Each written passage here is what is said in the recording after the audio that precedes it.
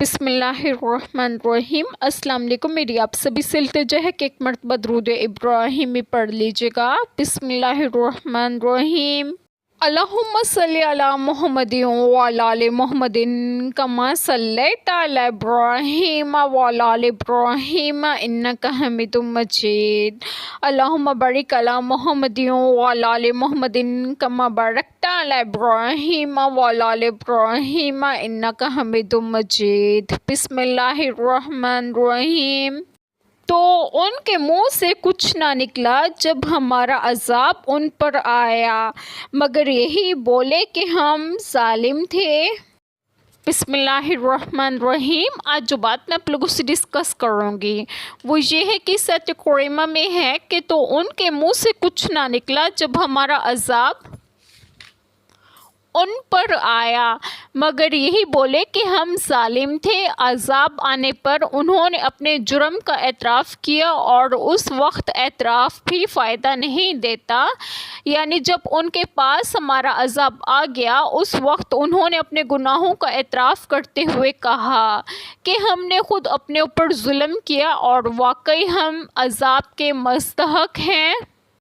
مگر اس وقت کا اعتراف گناہ ان کے کس کام آ سکتا تھا؟ جب گناہ سے توبہ کا وقت تھا اس وقت تو غفلت کی نیند سوتے رہے۔ ایسے وقت میں ان کے منہ سے بے ساختہ یہ الفاظ نکلنے سے صاف ظاہر ہے کہ پہلے بھی ان کے دماغ میں یہ بات ہر وقت رہتی تھی کہ ہم شرک کر کے اور اللہ تعالیٰ کے رسول صلی اللہ علیہ وسلم کو جھٹلا کر ظلم کر رہے ہیں، مگر ان کے تکبر اور اناد نے انہیں اقرار نہیں کرنے دیا۔ جیسا کہ ارشاد فرمائے ترجمہ، اور کتنی ہی بستیاں ہم نے توڑ کر رکھ دیں جو ظالم تھی اور ان کے بعد اور لوگ نائیں پیدا کر دیے، تو جب انہوں نے ہمارا عذاب محسوس کیا اچانک وہ ان بستیوں سے بھاگ رہے تھے۔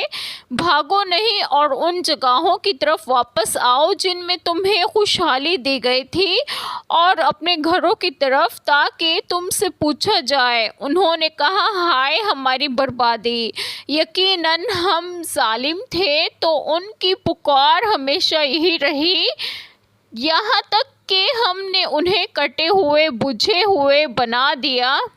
سو جس وقت ان پر ہمارا عذاب آیا اس وقت ان کے منہ سے بجز اس کے اور کوئی بات نہ نکلتی تھی کہ واقعی ہم ظالم اور خطاوار تھے، یعنی ایسے وقت اقرار کیا جب کہ اقرار کا وقت گزر چکا تھا۔ یہ تو دنیاوی عذاب ہوا، پھر اس کے بعد اخروی عذاب کا وقت آئے گا۔ اس میں کہ بے شک ہم ظالم تھے، انبیاء اور رسل کی مخالفت کر کے ہم نے خود اپنی جانوں پر ظلم کیا۔ مطلب یہ ہے کہ جب عذاب الہی نے آ پکڑا تو تب اپنے جرم کا اقرار کیا، مگر اس وقت کے اقرار سے کیا ہوتا تھا؟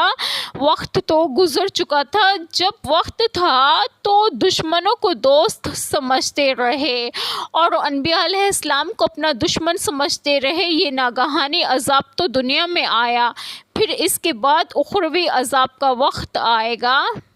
ایک چھوٹی سی دعا جو میں ضرور کروں گی کہ اللہ تعالیٰ ہم سب کے تمام گناہوں کو معاف فرمائے اور ہمیں صراط مستقیم کی راہ پر گامزن کرے اور آپ سب کی تمام جائز دعائیں قبول فرمائے، اور جو لوگ بے اولاد ہیں انہیں ایک اور صالحین اولاد عطا فرمائے، اور جو لوگ بیمار ہیں انہیں بھی صحت و تندرستگی عطا فرمائے، اور آپ سب کو آپ کے گھروں میں خوش و خرم رکھیں اور صحت و تندرستگی بھی دیں۔ آمین۔ جزاک اللہ خیر۔